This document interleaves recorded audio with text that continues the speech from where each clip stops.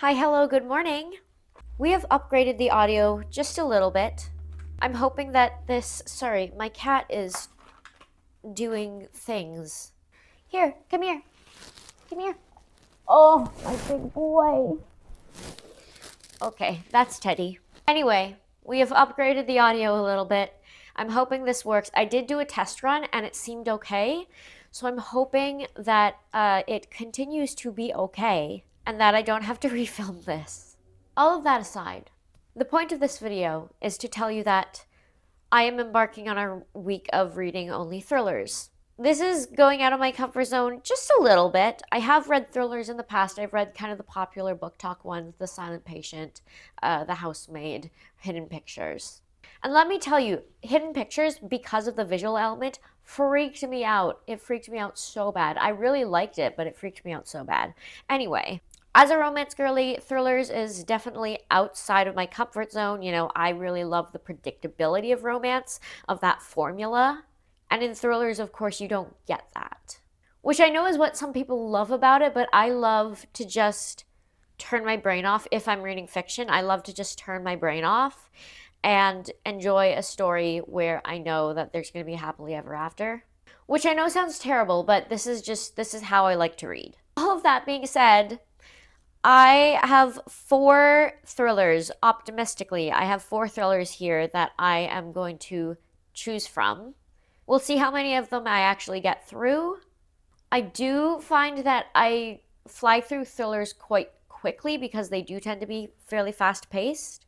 But I also don't know how high my motivation to read will actually be.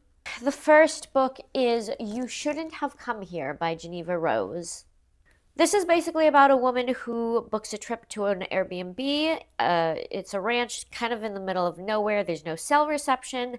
And she immediately kind of starts to fall in love with the man who owns the ranch. However, not all is sunshine and roses. Something is seriously wrong. She can't shake the feeling that there is something seriously wrong, and he can't shake the feeling that there are lies involved. Again, as a romance girly, I'm particularly interested in this one. I'm probably going to start with this one because of the romance element, and because I'm curious to know basically how the relationship falls apart. The next book I have is a book I got secondhand years ago, thinking, oh, I'm definitely going to read that, and then didn't, obviously. And this is Reconstructing Amelia by Kimberly Crate. This is a book about a woman who gets a call from her daughter's school saying her daughter has been caught cheating. When she arrives, the news is far, far worse. Her daughter has actually passed. She supposedly jumped from the roof. But then the mother starts to get these mysterious texts saying that her daughter didn't jump. She has to unravel the case of what actually happened. A review from USA Today says that Reconstructing Amelia is a clever, scary Mean Girls tale. McCrate has her finger on the private school zeitgeist, and this disturbing tale will make readers fondly recall the days when kids got in trouble for passing print notes in class. We're vaguely going in reading order here. This is probably going to be the second one that I pick up. The next book I've got here is The Last to Vanish by Megan Miranda.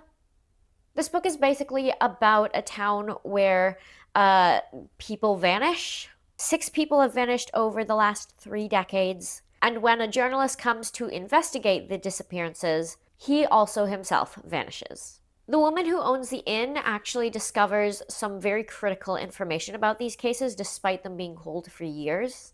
And the reviews on this book just talk about how suspenseful it is, how many twists and turns there are. So, again, as someone who likes predictability and comfort and formulas, we'll see. We'll see. I'm not sure I'm gonna like that one, but we'll see. Last book I've got for this video, I've got an ebook format, and it is A Very Bad Thing by J.T. Ellison. This is kind of the opposite situation to Reconstructing Amelia. It's about this author who is at the height of her career.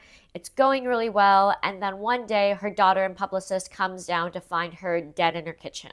And then her daughter has to figure out what happened. There is so much vanishing and murder in thrillers. I really just don't find that appealing. But I will try not to judge a book by its cover.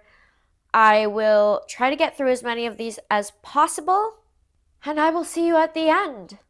Hi, hello. First of all, I just got up, so that's why I look wretched. Second of all, I started and finished Done and Dusted, You Shouldn't Have Come Here yesterday. I actually enjoyed it. I did like the plot. I didn't love the writing style. It was very the same. The cadence of the sentences all went the same. And they were quite short sentences, and I didn't love that. But I did like the plot. I rated it 3.5 stars. And my only thing now is that, there's, as I said, a lot of murder, etc., in thrillers. And I don't know if I can take a whole week of that. I'm already starting to feel like, oh, that was enough. So I might fail this challenge. I might end up caving and reading something else just as a palate cleanser. But I've decided that the next book I'm going to start is actually A Very Bad Thing by J.T. Ellison. And I think that's all for now. Thrillers video. Hi, hello, good morning. Today we are wrapping up my week of thrillers video. And this challenge did not go at all like I anticipated it going, honestly. I optimistically thought that I could read 4 books, which in a week is a lot, but thrillers are very fast paced. I thought I could really get through them quickly. However, I did not account for the reading slump that this would put me into, and I do believe it was a direct result of doing this challenge because I would go like, oh, I want to read, and then I would realize that I had to read this thriller, and I would go, oh, I don't want to read anymore. And that's why I haven't updated since like day 2, because I started on a Monday, and then by Wednesday I was already in a slump, having finished You Shouldn't Have Come Here in like a night. I was already in a slump, and then Thursday I wanted to talk about it, but I wasn't sure how, and I was embarrassed because I hadn't read anything. So I just let it be. And then I went on vacation with my partner over the weekend, and I didn't get a lot of reading done then, although I did manage to finish an audiobook. So yeah, I think the natural conclusion here is that I am not and never will be a thriller girly. This was supposed to push me out of my comfort zone, but I didn't really do it. So I'm not sure how much it really achieved that goal, but that's okay. It was an experiment. It was a failed experiment, but it was an experiment. I get points for trying.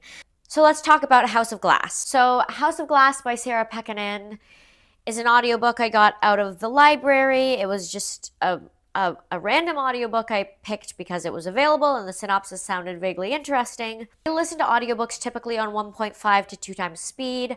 I just find that that's the speed that works to keep my attention, but also not be so fast I can't understand what they're saying. So I listened to this one mostly on like 1.75 speed, and I knocked it out in like 2 days, although they weren't consecutive days. House of Glass is about a lawyer who works with children. She's a custody lawyer, and she goes into this family where not all is right. As part of her job, she gets to know this family so that she can recommend who she thinks should gain custody of the child and what that split should look like. Now, I actually really, really liked this thriller. I think I'm going to read more by this author.